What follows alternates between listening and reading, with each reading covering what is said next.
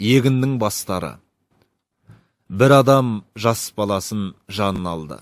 Екеуі сайран етіп кетіп қалды.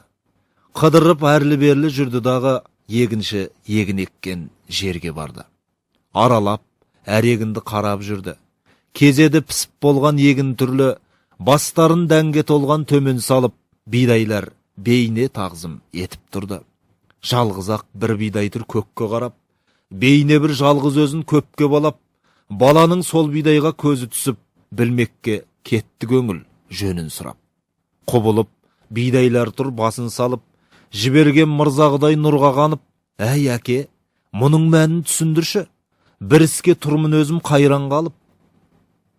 Бұл бидай көтеріп тұр басын көкке, қарайды шікірейіп өзі көпке, өзіне өзгелерді теңгірмейтін соншама бұл бидайдың дәні көп пе?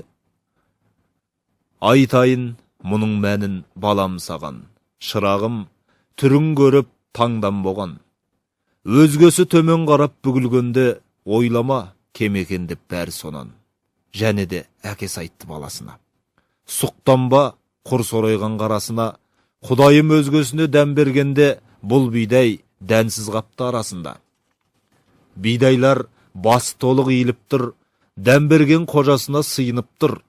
Басында бұл бидайдың дәні болмай, кекірейіп, көкке қарап бүлініп тұр. Елде көп, бұл бидайдай адам дейді. Тәкәппар, оны халық жаман дейді. Қалп емес тәкәппарлық данышпанның, тұтынба бұл мінезді, балам дейді.